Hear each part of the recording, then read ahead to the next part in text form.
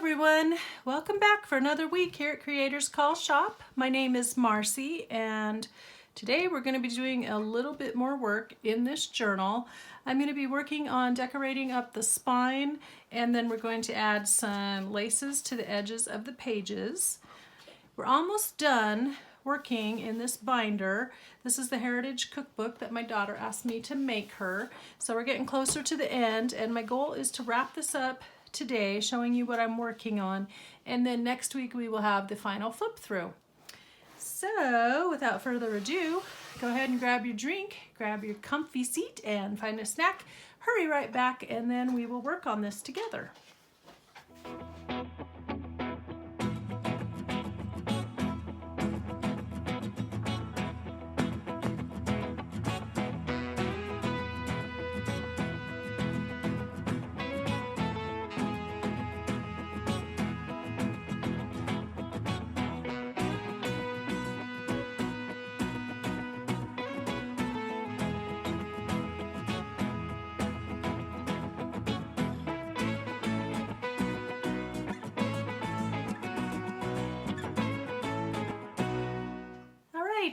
So I've had a few thoughts today on what I'd like to do for the spine. As you can see, it's pretty faded and it's wearing right along here, right along these edges. And so we want to reinforce that. And my other thought was that when my daughter has this sitting on her shelf, I want it to have a little bit of impact and a little bit of just kind of pop when she's looking for it. And maybe just she can say, oh, there's my Heritage Cookbook right there. So what I wanted to use, first I went looking through my doilies and I found this one, very cute. And I think that will be really nice for running along the edge and using as a base. I think I have that upside down. Nope, I didn't. Okay, so I like the little curve that runs along the top, and I want to keep that as I glue this on the spine. I'm going to turn it this way because the other one's kind of wrinkly. Is that right? No, this way. And then I'm going to just trim it along the bottom and keep it straight. But then I also want to keep kind of the feeling of that this is a vintage cookbook and just kind of more of that old style recipe binder feeling that we are now covering up with the lace. And so I was doing a bit of looking. I went to this shop on Etsy. It's called Flea Market Floozy, and she's got all kinds of really cute fabrics and different things that she offers up in her shop. I can't remember her first name, I'm sorry. But what I ordered was this pack of squares, and where she's cut up vintage tablecloths and cut them into squares that you can use in your crafts. So I went through that package already and found a few that I think may or may not be good contenders. So I'm just going to kind of show you. I came up with a few that I think have the colors of the binder and the colors of the pages within. Just kind of trying all of these out. You know, that one actually is really pretty. This one is a possibility here because it's got the blues and the yellows, pinks, but I don't think the red is quite right, so we're not going to use that one. This one is also a possibility because it has the pink, like the pages, the tabbed pages inside, and then the strawberries here, but the pattern kind of runs the wrong way and it's a little too blah, so we're going to say no to him. And then I have this one right here, and the big flowers here kind of imitate some of the papers that I used inside. So as I look at these three, you know, the strawberries are nice too, but they look kind of faded and fuzzy, so we're going to say no to them. This one really is a strong contender. It'd be really cute. However, I think I am going to go with this one just because it pops. When I look at this piece, it pops, it stands out to me. So that's the one that we're going to use on the spine. And my thought was I would kind of wrap it like this. Then I have some Keepsake fabric squares that I've ordered these also on eBay and Etsy and things. So if you're looking for Keepsake fabrics, just go to eBay and type that in and just see what's available and check back. They don't always have stuff, and then sometimes they have a lot. They will sell out quickly, and it's usually by bid, so you decide how much you want to spend, and then be prepared to lose out a few times before you get the ones you want. But if you keep after it, you can get some good ones and not have to spend a fortune. But they're very popular, so people are always looking for those. But I decided that I wanted to take these three fabrics here, and I think that they complement the cookbook, the colors on there, and as well as the colors in this square. So we're going to decorate up with that. And then what I did was I've already cut a few squares off of those pieces of Keepsake fabric. So I'm going to try and make like a fabric collage kind of thing on the cover. And then I also have this strip of black and white polka dot that I think will help add like a border, so you have some distinction between the bright colors here and the bright colors on the cover. Then I'm also going to go through the book, and I have already figured out where I would like to glue some of the lace trims and just kind of jazz up the edges of the pages a little bit. And I will be doing that as well. But what I am going to do is go ahead now and speed up the camera, speed up the playback, and then I'll get to work and I will do voiceover as it's needed, okay? All right, here we go.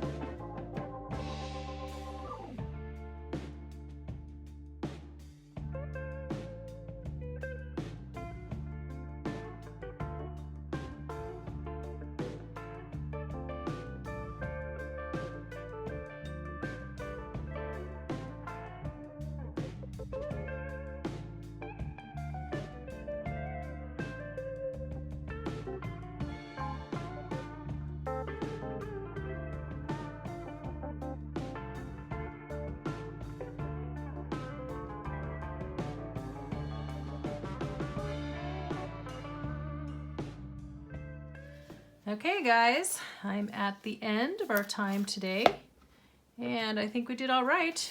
It took me a little bit longer than I wanted to get the cover figured out, but I think it turned out pretty cute. And then halfway through I decided to add the rickrack, and that gave it just a little bit of distinction. That needs a little trim right there. Gave it a little bit of distinction from, helped distinguish the edges of where all the fabrics were and kind of made a little border here. And I think it just makes the fabrics pop off the page a little bit better. So I'll give you another look at it again here. Then I added this flower because it just seemed like it needed something where all the points came together. So that's how that looks. I was thinking about adding a button, but I think it would get stuck getting on and off the shelf. I don't know if I would add buttons here or not, and maybe I should add a coordinating flower on the back, another yellow one on the back so it matches this. I'll have to think about that. So who knows what it's gonna look like. Oh, no, my paper clip. Who knows what it's gonna look like next week when I bring it back for the flip through. So that is the end of our time together. Before we go, I want to remind you about the sale going on in my shop, and then give me a thumbs up if you enjoyed this video. And remember to like and subscribe and hit the notification bell to see more videos like this one. Our quote of the day. I like this one. This is a quote that has been contributed by my lovely friend, Kimberly.